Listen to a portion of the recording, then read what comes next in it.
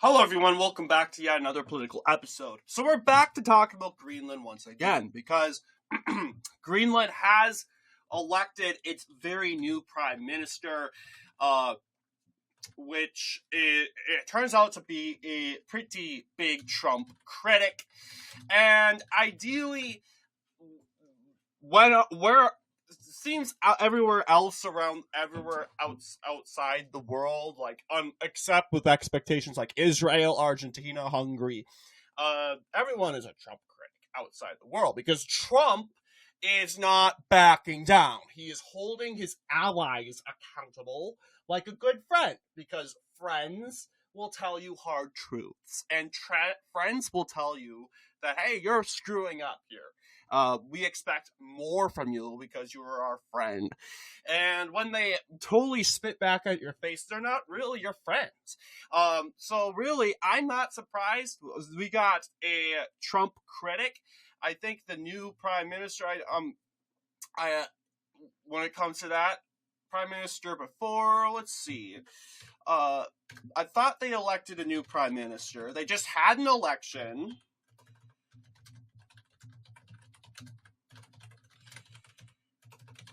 But let's go ahead and see. So Greenland's likely. So it's likely new prime minister rejects Trump takeover efforts. And it's true. Trump's efforts in overtaking over Greenland are unpopular. But 80% of the territory wants independence. And I am coming out right now and I'm telling us to be realistic. We are not aiming to gain or take Greenland. We are aiming to free Greenland. And here is why. Yes, we want Greenland. It would be the best scenario to take Greenland. But diplomatically, we don't want to invade. It would be nice to buy it, or if Greenland happens to become independent, they would annex us.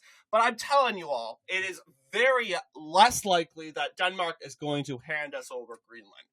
Denmark and the United States, their relations, they're pretty strained right now. Understandably, because Denmark is not being a good friend. And Denmark is just being Denmark. And we'll explain a little bit more about that later on. But yeah, it's very unlikely that Denmark's going to say, here you go. Like, for example, Russia and the United States, we were super close. We were very close. And it took us that long for Russia to give us Alaska, which they said, we don't really need it anymore. Greenland, on the other hand, has actual resources like oil-rich resources, and it's a great territory for defense. And it's going to be hard in a scenario to say, like, okay, is Denmark really willing to give that up? That oil-rich region, do they need it? Well, let's be honest. I think being tucked in the middle of Europe, I think they're just fine without it. But then again, they're getting rich off of it, so it's going to be less likely. So the better way to go for it is standing with Denmark for their independence.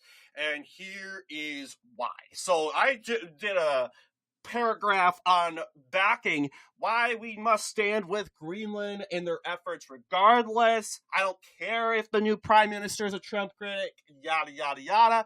Because if we stand with Greenland, it benefits the United States. Right now, we're not really getting much from Denmark when it comes to oil and those resources.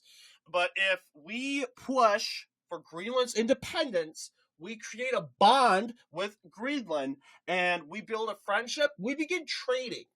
So we must stand for Greenland against Denmark. It would be great to have Greenland as a part of the United States, as they are rich with resources like oil, and that would benefit the economy and help us in the long run. Regardless, Denmark must relinquish their control of Greenland regardless. Why? Well, clearly, if you guys are unaware, there was something called the Monroe Doctrine. Well, we all heard about the Monroe Doctrine if we've been through history class.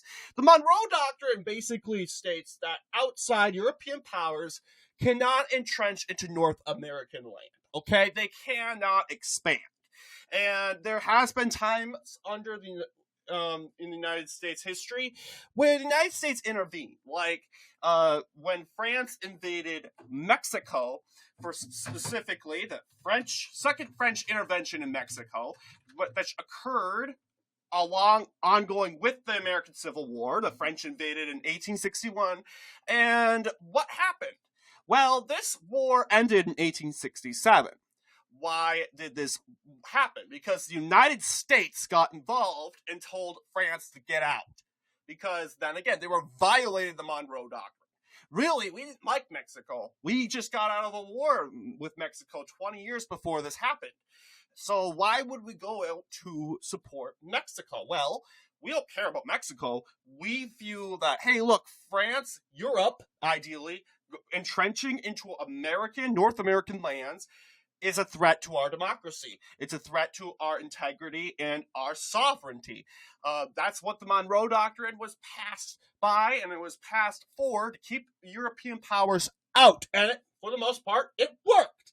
But the thing is, we must continue to say out, out, out.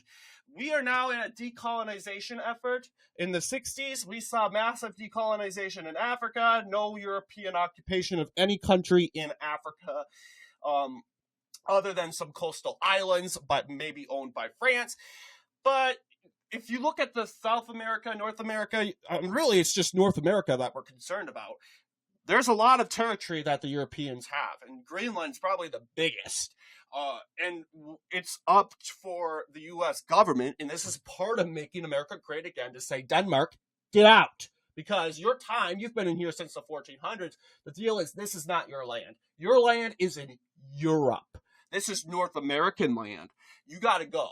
And it's either that Greenland gets to be free and it gets to be its own country, similar to Iceland, or it can join us. But I can tell you, we cannot hound them, because hounding them for independence will make it extremely complicated.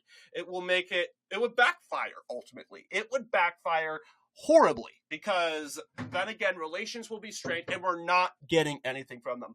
So if Greenland happens to become independent and Denmark relinquishes their control of Greenland, and it's up to the United States, hey, we can't go up to them and say, hey, you want to join us? No, that's not how it works. That will backfire. Instead, we must respect Greenland's desires to be independent. And what happens over time? We let things happen, right? Because when Texas was annexed, Texas wasn't annexed 10 years after they won their independence. 1836 to 1846. We didn't go up to Texas and say, hey, Texas, you want to join us? No, that didn't happen. There was a 10-year tenure of a period where Texas was its own country. And during that 10-year tenure, the United States and Texas, they got super, super, super close. They built a relationship. And eventually, it took only 10 years, Texas felt that they trusted us, that we would take care of them, and that they would benefit more as being a part of the United States. So they joined us. Now, this is going to be more difficult in regards to Greenland. Why? Greenland knows that, hey, look, it's kind of obvious. Greenland knows that ideally, they are a very unpopulated territory, and in order to be a state, and that's what they really want to be. If they're going to join the United States, they want to be a state. They want to be represented in the Electoral College. They want to have their vote represented. And that's kind of the disadvantage we have. They're like, no, we probably don't want this, because a lot of Greenlanders know that, hey, look, if we are going to be a territory, we're just going to have the same status as Guam and Puerto Rico. And they're pushing for their independence from us. And sure, you don't get Danish propaganda. You get more freedom. But Greenland's saying, oh, well, why can't I be my own independent country? Why should I get myself into another more trouble? Sure, I'm getting some benefit. So this is the obstacle that we are in. So the likelihood is Greenland's going to be an independent country than actually going to be a part of the United States. 80% says they want to be away from Denmark. And I'm continuously saying, oh, why is Denmark so bad? First off, it's not just because of the Monroe Doctrine, because out of everyone, we're just pushing Denmark out. Why aren't we pushing the French, or I think it was British that have Montserrat, or these islands in the Lesser Antilles, or something like that?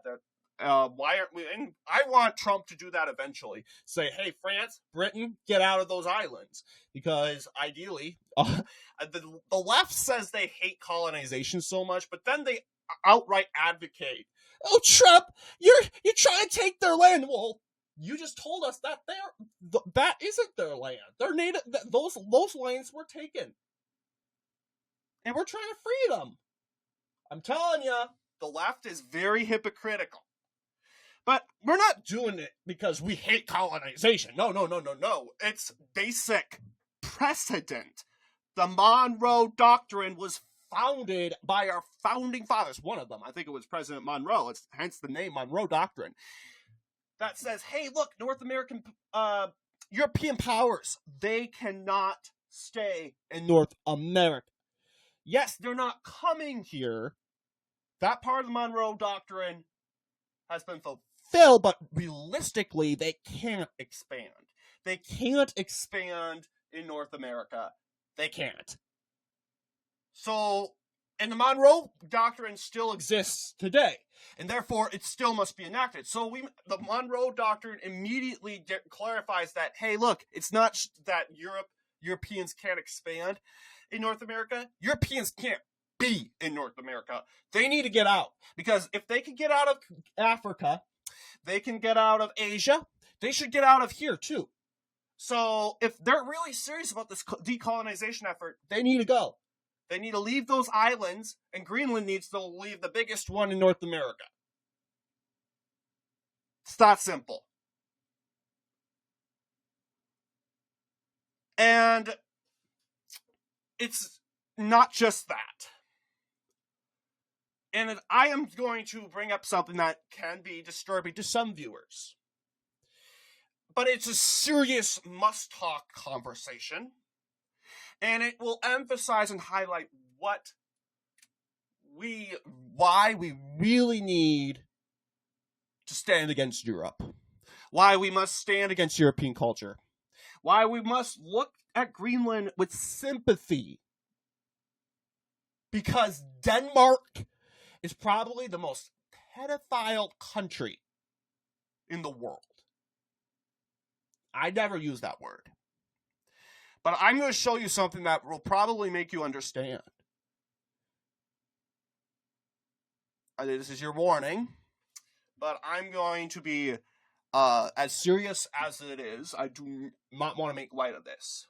But this is Danish TV shows. Okay? Absorb it in. This isn't just being fed to Danish people. It's being directly fed to children.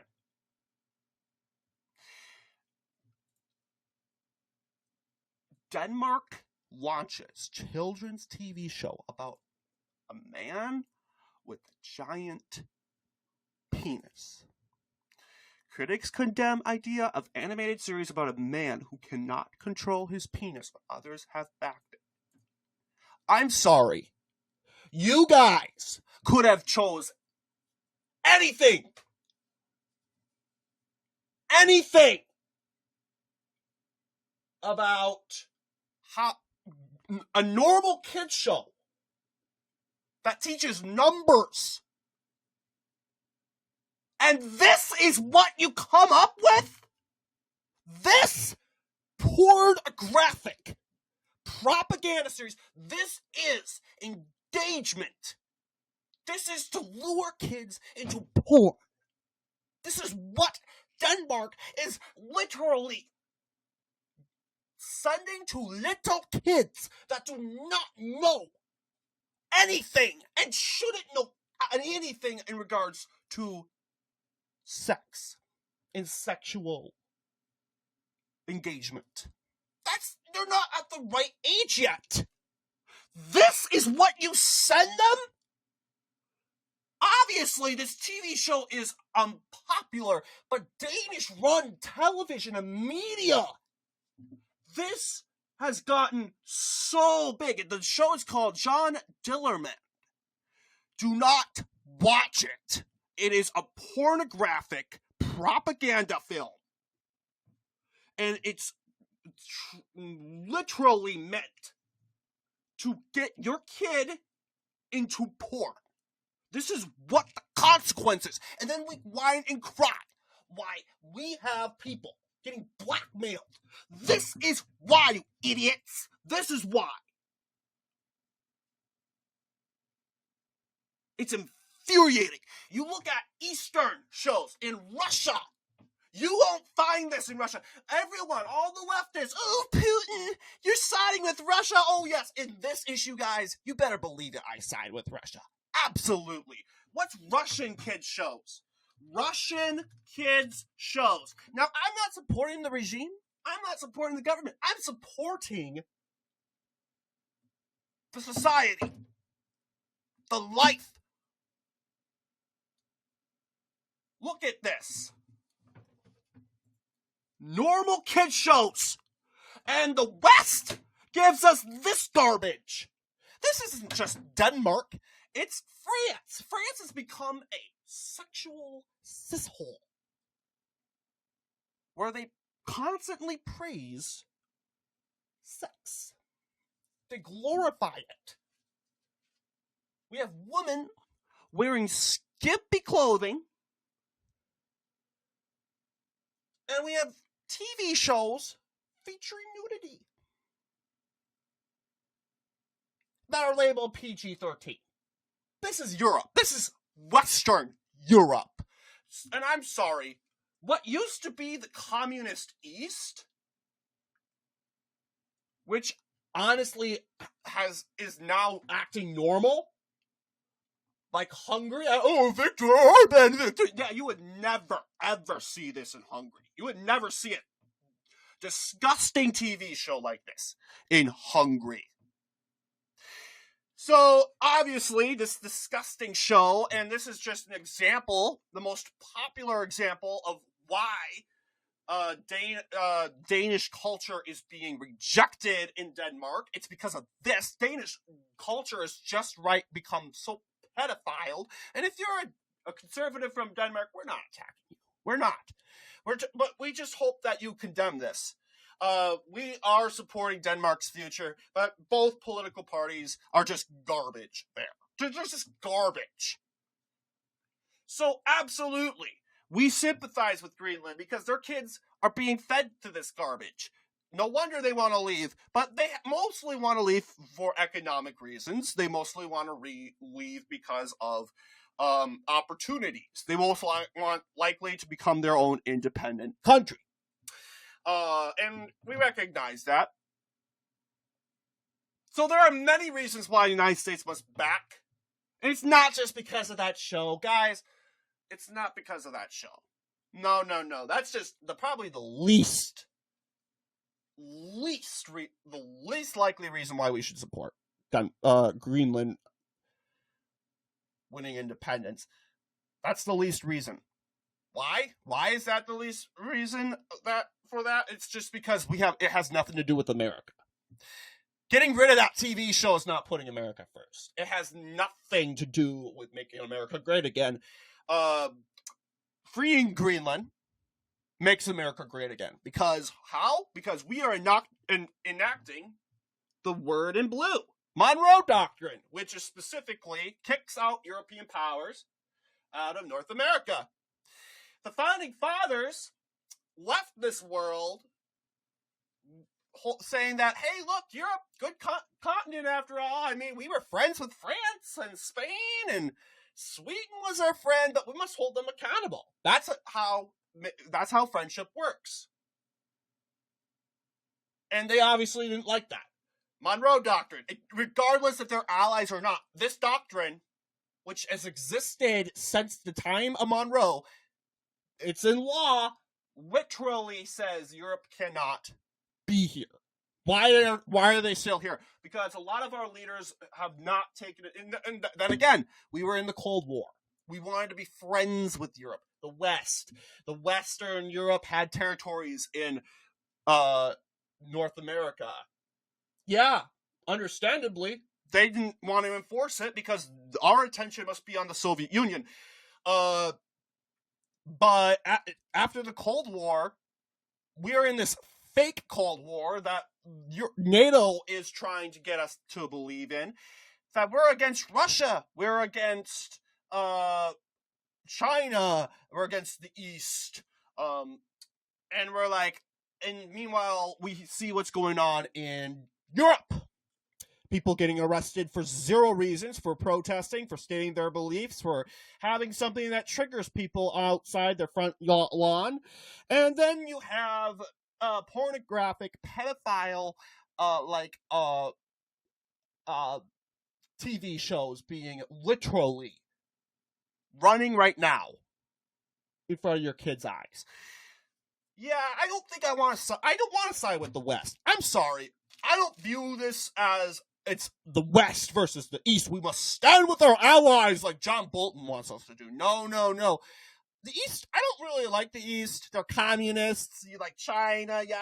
I don't really like them. I don't like the West either. What's the difference between the East and the West? They're both tyrannical. They're both childish. And they both abuse their people.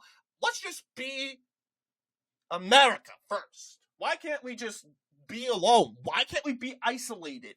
Why can't we just keep this land, the land of the free, keep it neutral so we don't have to choose a side, and so we don't have obligated to blow up the other side?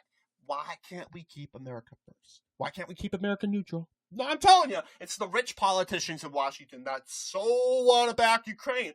They want to go against Putin. They want to go against Russia. They want to get us into a world war.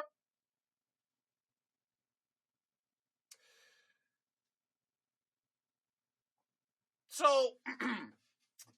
a lot of people are saying, oh, are you saying Greenland is, the likelihood of taking Greenland is unlikely? I'm going to say, no, I think we can still win Greenland. I do see it as American. But it's going to take time. Like, if you're going to wake up next year and you're going to have a Greenland, no, that's not going to happen. Nope. Denmark, United States, they're not doing so well relation-wise. B, Greenland, new prime minister, people, they don't want to join the United States. They want to be a country. And ideally, this is going to go out the same way as it did with Texas. And this is how it worked. We got to follow the ways. Like, I don't think it was Polk. Was it James K. Polk? Yeah, James K. Polk, the president after him, Tyler. Yeah, I think it was Tyler. Yeah, he was big with annexing Texas. That was his big thing. But he knew that he never annexed it. It was Polk who did it, I want to believe. But he didn't wake up next day. No, he knew that, hey, I need to play politics with Texas. We need to do trade negotiations. We need to talk regards to relations. We need to have conventions. We need to meet. We need to celebrate our friendship. We need to sign a treaty of friendship. We need to make it clear that we're not in this for money. We're not in this for oil. We're in this for friendship. And guys, I'm telling you, we'll get oil resources from Greenland very fast, very quickly when we start standing with Greenland for their independence. Hey, look, sure, you wonder why Israel, we have a lot of resources there. We stood with Israel. We're friends with Egypt. We're friends with Saudi Arabia and Kuwait. And that's part of the reason why I think we invaded Iraq, although I wouldn't have gone that far in 1991, the Gulf War, because we depended on Kuwait for their oil. And it wasn't just because Iraq was going to shut it down. It's just President Bush and the Republicans in Congress, they said, hey, look, we invade, if like the Saudi coalition, they succeed. The United States is neutral. The Kuwaitis will probably see us as like traitors, seeing that we did not support them in their efforts to be free from Iraq, and they're less likely now going to give us less oil, or they're going to give us a penalty. So I think now I'm not supportive of the war at all. No, but I'm just saying from a realistic standpoint, trying to sit down and have a thinking, why did Bush invade Iraq? It had to do with oil, number one. But going more into it, I think it was because if it was a risk of if Saddam Hussein, he had to evacuate Iraq because of the Saudi coalition. Evacuate Kuwait. That the relations with Kuwait would be strained because the United States did not fulfill its end of the bargain. Then I think it was more of a risk. But obviously, the economy suffered because of that. But I'm telling you, now, if and when, like, I'm not saying it's going to be 10 years. I think it's going to be longer, guys. Like 2020, Red Eagle saying J.D. Vance period, and that's if he runs for president and wins. But I'm thinking like the 2030s or 2040. That's a long time. Why? Because, first off, I don't think Greenland would want to join us to be a territory. No. Texas, its independent country, joined us to be a state, and they became a state right away. Alaska didn't have a choice because they were occupied by Russia. They were shipped to us. Greenland has a choice now. And Greenland has made it clear they don't want to be a territory. I mean, who does? I mean, who wants to be occupied by another country? And I mean, you would get a better deal. You would be more free. You're not being fed this pornographic propaganda like I showed you. But the Greenlanders are saying we could have something more, though. We can be free and independent. So, independent Greenland, very likely. Greenland being a territory of the United States, unlikely. I'm just saying straight out, unlikely. The fact that Greenland is going to say, let's be a territory, I don't think that's going to happen. But a state in the future, similar to how Texas played out, that is a possibility. And that is going for the same negotiations, the same strategic friendship that the United States had with Texas a long time ago. The Greenlanders and the Americans, they felt affiliated with one another, and eventually they felt they had so much in common that they decided to join us. That's a possible scenario, but it's going to take a long time because I'm telling you, if they will join us when it's made clear that they're going to become a state. They're not going to join us to be a territory. And in order for that to happen is they're going to have to get more people. I mean, let's be honest. We cannot have Greenland as the 51st state. That's not going to happen. First off, let's see. Language. Oh, okay. This is population.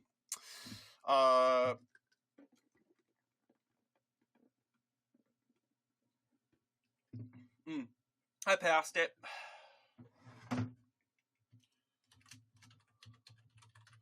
Okay, 56,000 people. 210th country. Yeah, it's very unpopulated. It has a long way to go. Now, if it becomes like 1 million people, then it qualifies to be a state. It qualifies. So we're going to have to see how Greenland does as an independent country if tourists and people move to Greenland. And here's the thing.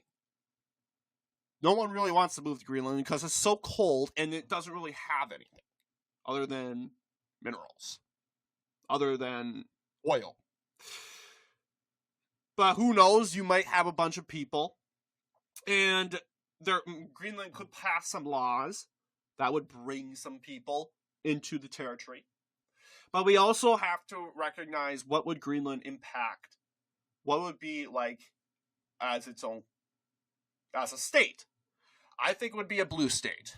Greenland is generally a very leftist territory. I mean, there's a reason why Greenland is pretty left. Then again, they're more left when it comes to economic reasons, social issues. They're more conservative. But yes, you'll see the red in Greenland. That represents the leftist social democrats. Very far left. They're the ones feeding the propaganda, but the conservatives, they back it up. The Venstre, and they're not that good. They're just mediocre. They're boring. They do nothing. They just bow and bend the knee, and they would support the Democratic Party here. So really, there's two leftist parties in Denmark, and you'll see Greenland just supports the really, really, really left-wing party. You'll see here it's more divided. With the yellow being the DPP, that is far right. So you got some far right people in Denmark. I mean, probably it's because they're revolting over the social issues. But I'm telling you, in regards to the election results that were taken not too long ago in Greenland, you got Democrats. They are more center to center right. Okay, so they're shifting more right, and I'm telling you, they're revolting against the policies of the left. The Inuit Ataqatigiit, whatever it's called, very left wing. The Inuit party, the Samut party, is also left wing. So over the course of Greenlandic history, these two dominant parties have controlled Greenland for a very long time. And I don't think the last time Greenland had a conservative was in 1987. Yeah. So 1987 and onward would be left-wing leadership in Greenland until 2025. I'm telling you, it's probably because of Greenlandic independence. You'll see the left-wing parties went all the way down. You'll see the Democrats, which are the conservatives in Greenland, they've got more of a mandate. But interesting how that works. What I think, seeing how like the Democrats are basically Democrats going to be aligned with Democrats in the United States, I would assume Greenland would be 80% Democrat. That's if it doesn't get populated. So I think it would be very left-wing, very supportive of Democrat, and really it would be 3 electoral votes. But and that's enough ideally to impact. So sure, it would mean that the United States would have, Republicans specifically, would have an extra difficult time because ideally we can't add Greenland here, but what we can do is edit the map and just add maybe DC. Let's edit DC. Edit. Add six votes to Washington D.C. The extra 3 is for D.C. Okay, so you got indefinite votes in D.C.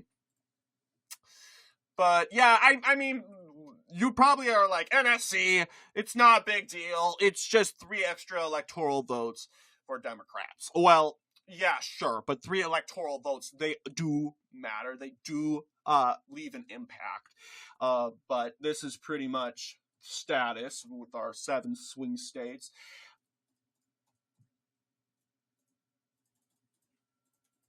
But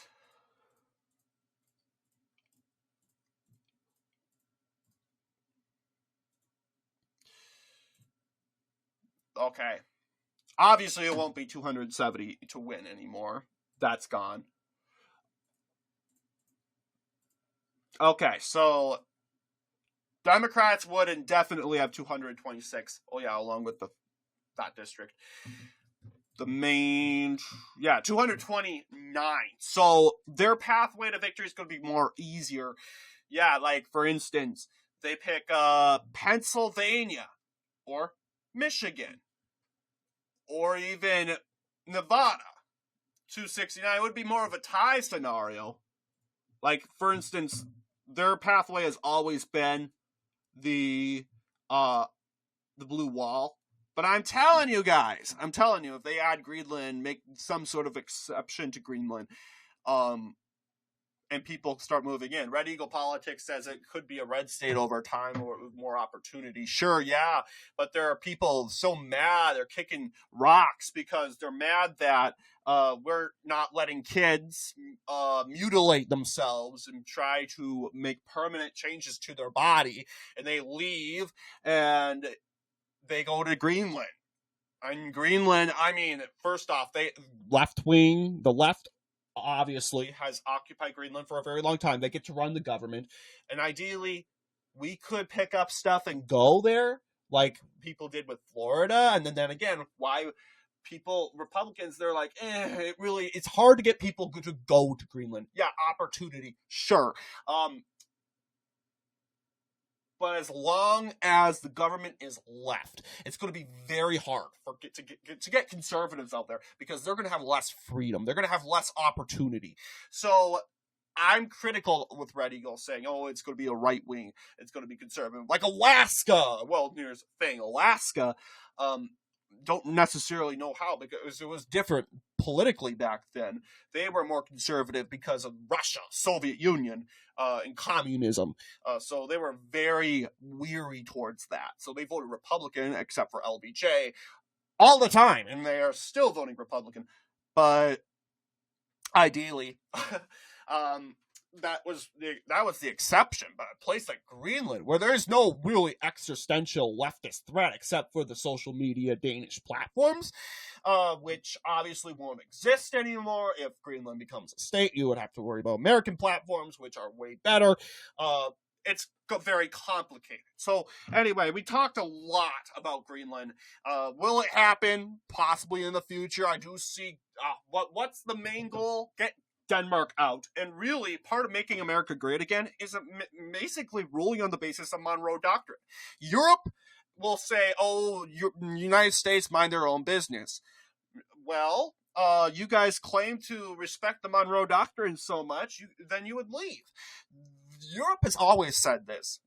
America, mind your own business. They said this to James Monroe. They've said it to Abraham Lincoln when Lincoln got the U.S. involved. Actually, no, Lincoln was dead before that. But Andrew Johnson and Grant, they enforced the France out of Mexico. France was kicking rocks. We're saying, United States, mind your own business. You have no business here. We're getting rid of your worst enemy, Mexico. And we're like, we don't care. Monroe Doctrine says you can't be here, so you got to get out. And that's what they did because we threatened war against them. And we were willing to go through the pain of a war again after getting out of America's most bloodiest war. That's how serious the Monroe Doctrine was. And apparently, the Cold War, World War II, has led the Monroe Doctrine to be very lukewarm. Very we don't. It's just a doctrine, piece of paper. No, it actually means something. And if it's still enacted today, then we have to actually make sure it counts. So let me know what you guys think down below. And as always, I will see you all in the next political episode.